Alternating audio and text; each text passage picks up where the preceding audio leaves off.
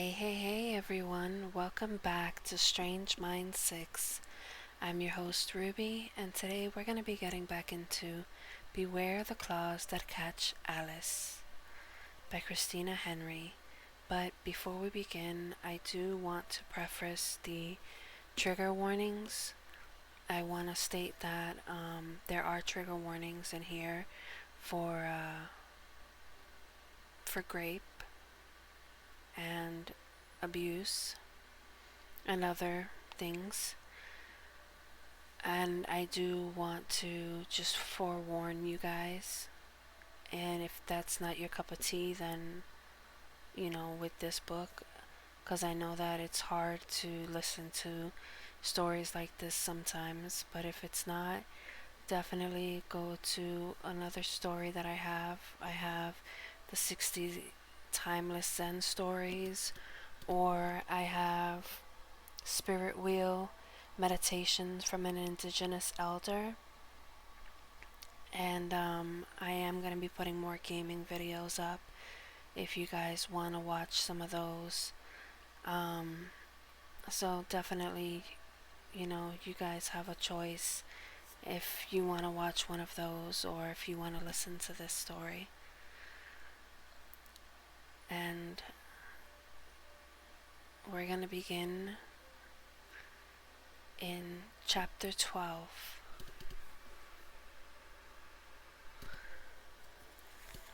Chapter 12. The caterpillar had been so wrapped up in his own story, his own importance, his own sense of immunity from harm, that he did not see her coming. The knife was in her hand, and she cut a necklace across his throat, felt the muscle give under the blade. The caterpillar's blood spurted into her face as he fell to his knees, clutching his neck, his mouth moving helplessly, trying to call Theobald. She stepped back as his arms flailed, reaching for her. She felt no remorse whatsoever as he fell to the floor, clawing at the rugs, desperately clinging to the hope of life. The mermaid went wild in her tank, slamming her fin against the glass, surfacing to scream for joy. The noise drew Theobald, who drew open the door and rushed in, kicking it closed behind him. He never had a chance. The axe was in Hatcher's hand, and Hatcher was already dreaming of blood.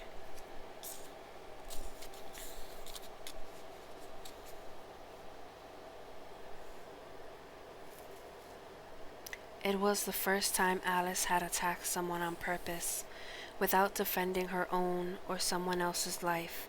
She ought to be worried, she supposed, that it was so easy to do. Hatcher came by her side. Why? There was no accusation in his question, just simply curiosity. Because of them, she said, and pointed to the girls behind the glass. And because of you. He didn't have to hurt you, but he did. Now we go for the rabbit, he said. I have just as much reason as you want to see him to his end. Yes, she said. Perhaps Hatcher had even more reason than she to want revenge on the rabbit. Alice had gotten herself in trouble, doing something she wasn't supposed to do. Hatcher had taken a job with the rabbit to protect somebody else, and the rabbit had taken everyone he loved in exchange. Hatcher frowned down at the flopping, grasping caterpillar. I told you before, you have to make sure it's finished. I will. They waited. Hatcher took Alice's hand in his, and they watched the caterpillar bleed out, the knowledge of his own death in his eyes. It took longer than Alice thought it would. The caterpillar wanted to live. His breath exhaled finally in a long rattle, and he moved no more. Alice and Hatcher went to the tanks. The butterfly was frozen in place, her eyes full of hope. "How do we get you out?" The butterfly and the mermaid pointed to a door nearly hidden by the caterpillar's shelves. Alice found the latch and pushed it open, Hatcher close behind. Inside, there was a narrow, dim hall.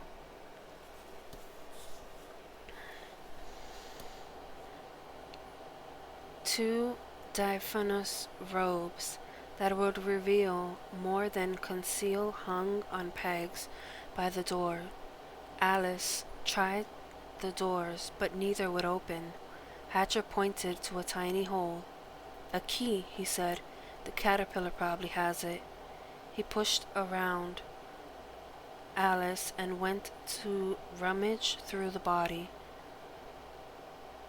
"It was around his neck," Hatcher said, "and that was the messiest bit." Alice unlocked the first door, which held the butterfly, and handed the key to Hatcher so he could release the mermaid. The girl had already crawled halfway to the door, but the effort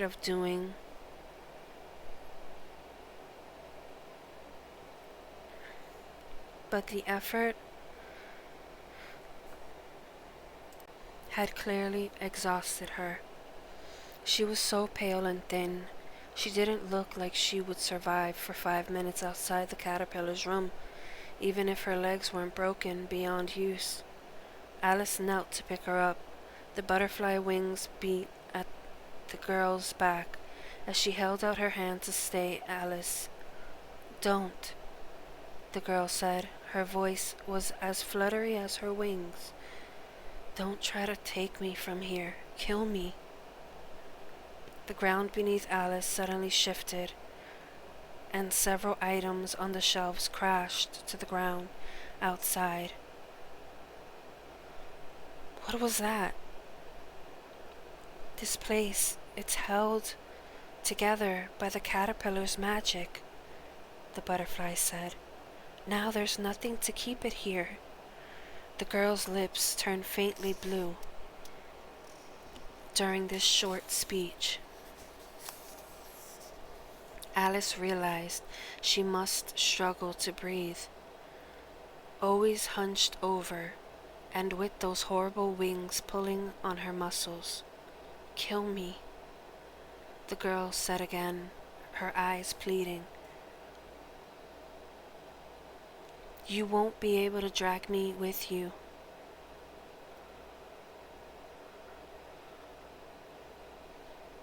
Alice knew she should do it, that it would be mercy, but it was one thing to kill a bad man, and another to kill an innocent girl.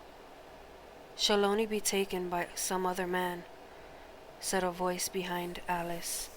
She glanced over her shoulder to see the mermaid and Hatcher standing there. The mermaid wore one of the robes, and her fin replaced by human legs. Her hair, water dripped puddles around her feet. Her eyes softened as she looked at the butterfly. "She's too exotic," the mermaid said, and the caterpillar made certain she wasn't good for anything else. She crossed the room to the butterfly and knelt beside her, took her in her arms. She kissed the girl on the lips very gently,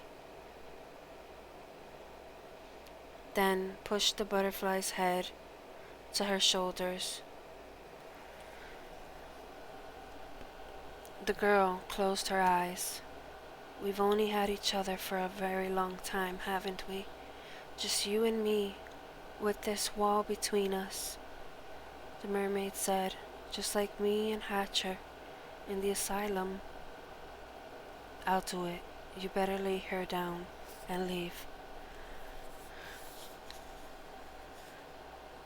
The mermaid frowned at Hatcher. "I want to be with her." He shook his head. "You'd better go out."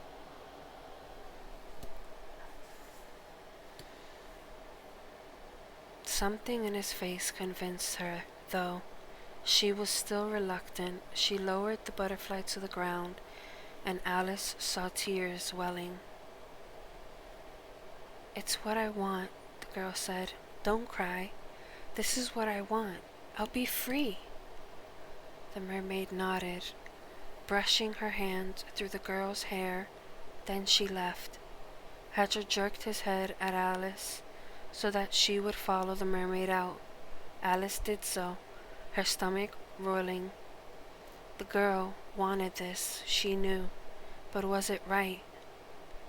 Were they saving her from the same fate elsewhere?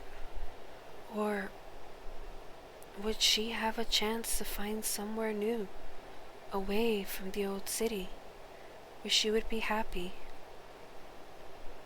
How would she find that place, Alice? She thought. Who would take her there? For she did not have the ability to take herself. Behind her she heard the wet thwack of Hatcher's axe. The girl never made a sound. Alice choked on her own cry. The mermaid stood outside the butterfly's enclosure, her back straight and rigid, her eyes dry. Hatcher closed the door behind him, so neither of them would be tempted to look. The floor moved then, tilted completely to one side, and they both tumbled into the wall, which crumbled under their touch. The paint peeled away in long strips, like the grasping tentacles of a monster swiping at their faces as they passed.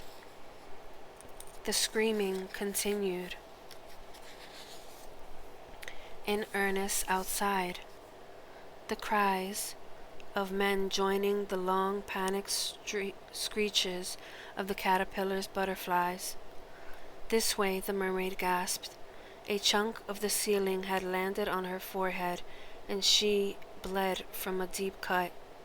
She led them deeper through the narrow corridor. It zigged and zagged this way and that, but Alice thought they were going downward.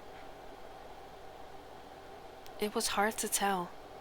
Alice was afraid, very afraid, that they would be buried in this tiny space. The sounds coming from other parts of the building made her think that others were already dying that way. There were many doors, tall and small, that emptied off this hallway, but the mermaid passed all of them. There was a tremendous crash behind them. They all turned to see a tunnel collapsing entirely behind them. The ceiling and the walls folding in, the floor falling away. No one needed prompting. Alice, Hatcher, and the mermaid, they ran, and everything went to pieces in their wake. "The key!" the mermaid shouted. Alice had forgotten she held it. Frankly, she was surprised she had not dropped it. She put the key in the lock and pushed it open. Hatcher and the mermaid tumbled in behind her, and Alice tasted dirt in her mouth. She twisted around to see the structure disintegrating right up to the edge of the door frame. The weight of that mad, huge building settled on top of the hallway they had just run through and kept falling. Alice stared in astonishment as yet another impossible thing happened before her eyes. Several impossible things, as a matter of fact. The debris did not fall through the floor. It slid down the frame as if there were glass in place blocking it. Alice saw wood and nails and doors and chairs and tables all tumbling in pieces and some whole. There were also people tumbling, and they were also some in pieces and some whole. The most incredible feature of all this was that all of these things continued to fall, like there was no end to the whole that had opened up.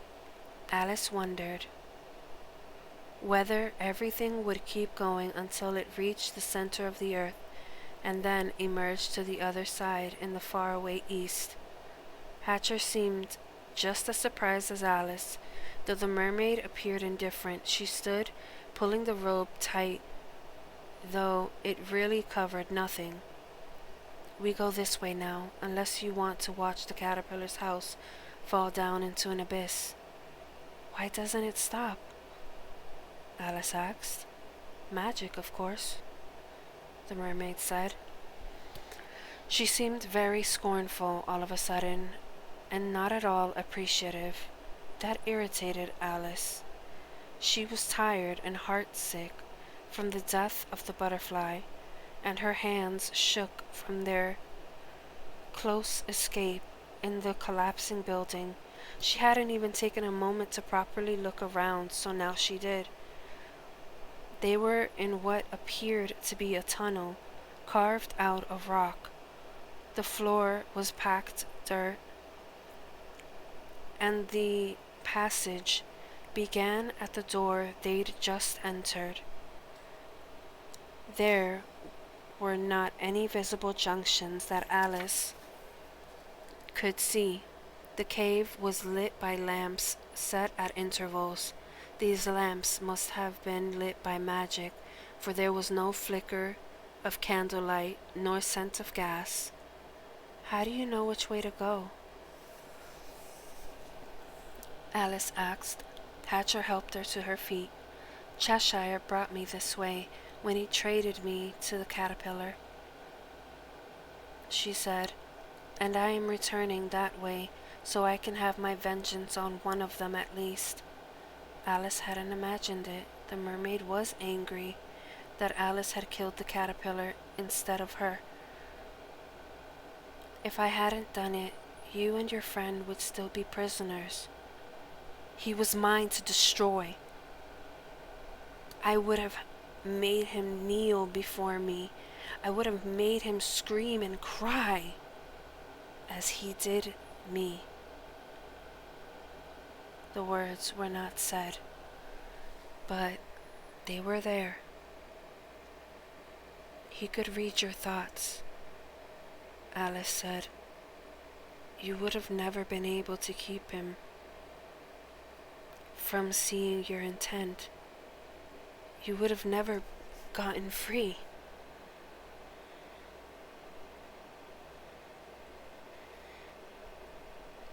You did, the mermaid said.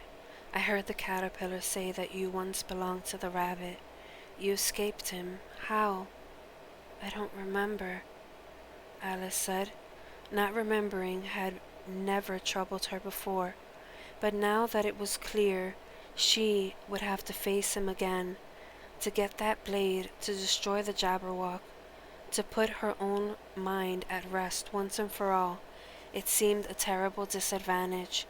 Every person they had met thus far, at least every person in a position of power, had known precisely who she was, had known more about her own story than she did. She did not want to remember, but she would have to. You must remember something. Alice shrugged, not liking the avidity in the mermaid's eyes. She wished to remember. Hatcher watched the proceedings silently. Alice had the sense that his mind was only half present, that he was thinking of something else. Someone else, she thought. Jenny. Does this tunnel only take us to the Cheshire? We need to get to the rabbit, and soon, before the Jabberwock finds out he has the blade.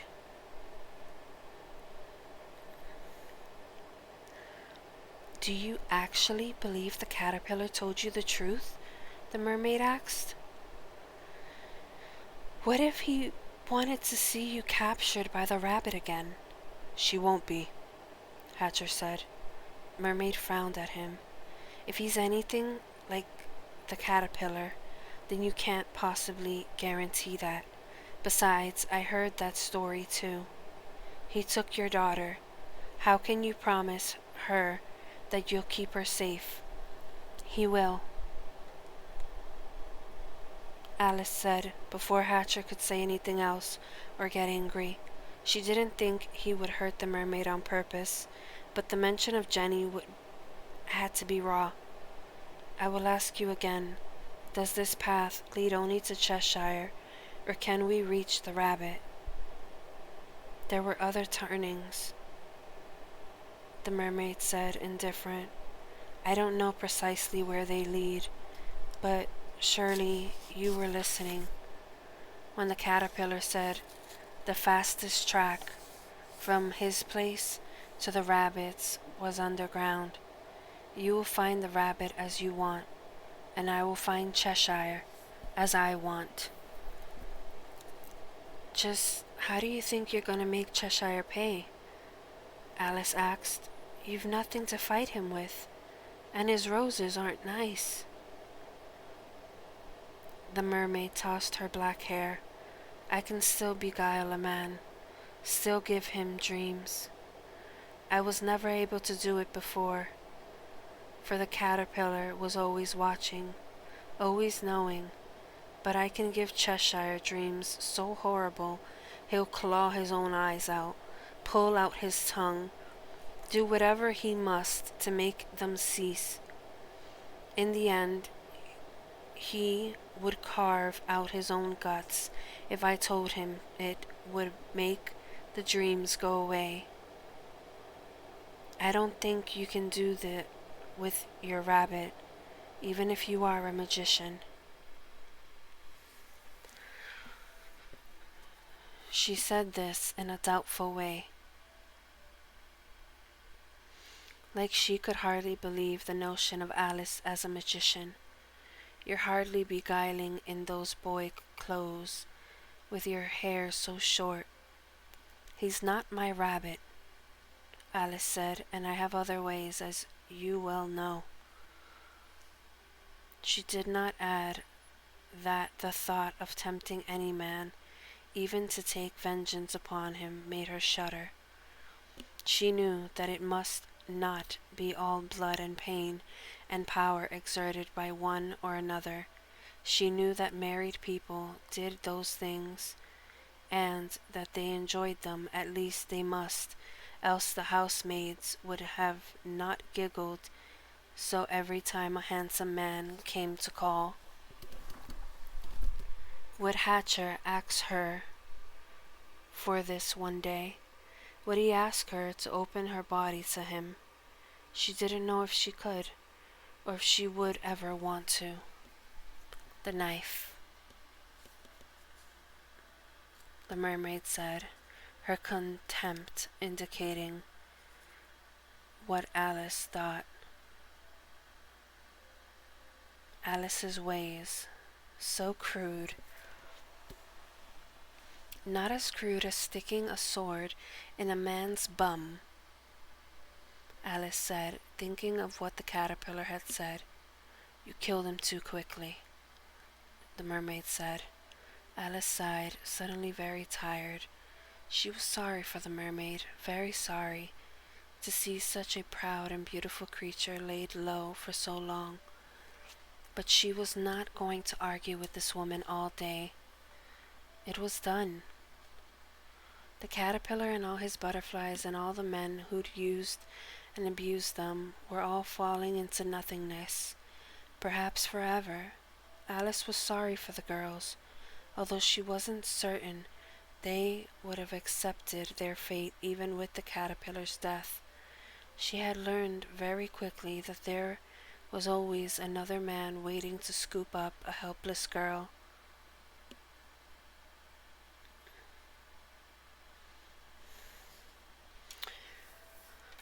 So, instead of bandying with the mermaid further, she simply said, "You're welcome." The mermaid did not have anything to say, so she walked ahead of them, her pale body shimmering in the shadows. They walked along for a time. Though they had no sense of how much time might have passed. The tunnel curved occasionally, but there were no junctions. They followed the mermaid because there was no other place to go. Alice's feet began dragging on the ground, her boots leaving long trails behind her. Hatcher put his arm around her shoulder to lift her.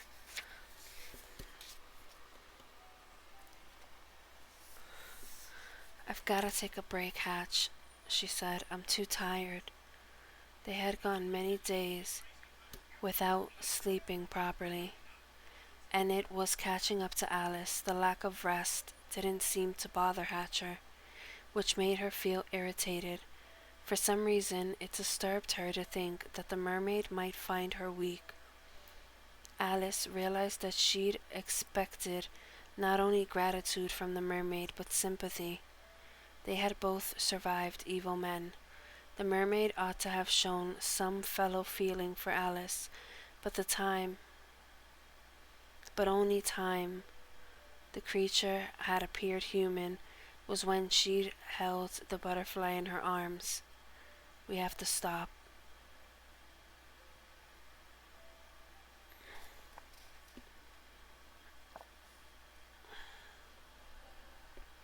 "We have to stop," Hatcher called to the mermaid, who'd gotten far ahead of them. He lowered Alice to the ground, where she slumped against the cave wall. "Then stop," the mermaid said. "I'm not tired." "But what about the rabbit?" Alice asked. I'm certain he will find you if you do not find him." The mermaid laughed as she said this. Then she was gone. "I hate to say it, but I'm relieved to see her go," Alice said.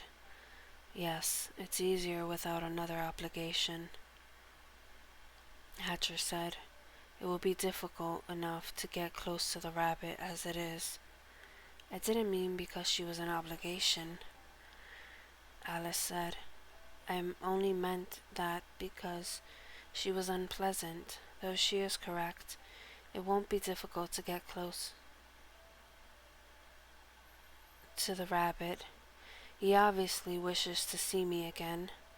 If he has mentioned my name so often that everyone knows it, it won't be difficult to see him if you walk to his door and announce yourself," Hatcher said. "But I don't want him to keep you. We must at least attempt stealth. I don't suppose there is any food in that pack other than Cheshire's magic cake?" Alice asked hopefully. Hatcher rummaged in the bag and placed all the remaining items on the dirt floor. The cloaks were still there, the rope, and Hatcher's extra weapons. The bread and apples that Bess had given them were gone, and so were Nell's pies and the cake and drink from Cheshire. In their place was a pile of sandwiches wrapped in sacking and a tall green glass bottle stoppered with a cork. Hatcher removed the cork and sniffed the contents. "Cider," he said, offering it to Alice. "Should we trust it?" Alice asked. "The last drink Cheshire gave us made us large. It would not be a good thing to grow so large that we're trapped in this tunnel." "This is all we have," Hatcher said. "It's this or we starve until we can leave this tunnel. And when we have it, we will likely be on the rabbit's doorstep." "Cheshire has played some sort of game with us ever since we arrived at his cottage," Alice said. "You believe he sent us into the maze to be eaten by the creature?" Hatcher asked. Alice nodded. "And when that failed, he ensured we arrived at the caterpillars. Do you think the sandwiches are poisoned?" "I don't know. But I don't think Cheshire means us any good. And how is he doing this? Yes, he's a magician."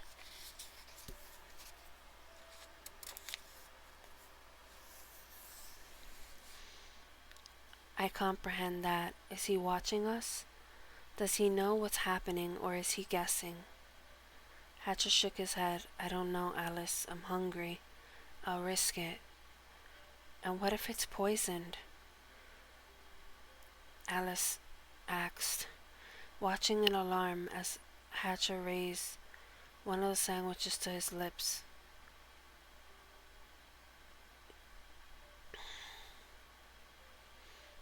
Who will find Jenny then? Who will help me destroy the Jabberwock? Hatcher's mouth twisted in a grimace. I suppose it's not worth the risk. No, Alice said. Let's take a nap. Maybe when we wake we won't feel so hungry. Hatcher repacked all the items in the bag. Then he leaned against the cave wall with his legs straight and put the axe in his lap, his hand loosely clasping the weapon. He held his other arm out for Alice to crawl into, and she did. His body was warm and safe, and he smelled clean, like the water of the lake that had washed them to the caterpillar's door. Alice expected only to doze, for she was in a strange place, and though they had not seen any folk besides the mermaid, others surely used this path. But she dropped into a deep sleep almost immediately, and she was not troubled by dreams. She woke to a sound like a cork leaving a bottle, and there was a faint scent of sulphur. Alice opened her eyes as Hatcher sat up straight, wakened by the same noise that disturbed her. There was a plate in the middle of the path, just beyond the soles of their boots. On the plate were the same sandwiches that Hatcher had reluctantly rewrapped and placed inside the sack. Leaning against the plate was a white card with a picture of a smiling cat on it. Alice picked up the card and turned it over as Hatcher jumped to his feet, looking in both directions, the axe ready. There were several words printed in large block letters on the back of the card. Alice held the card closer so she could see it in the dim light. Not poisoned. Eat now. Later there will not be time. The fun is only beginning. And that is the end of chapter 12, my dear friends. Tune in next video to hear what's happening next. This has been Ruby, signing off.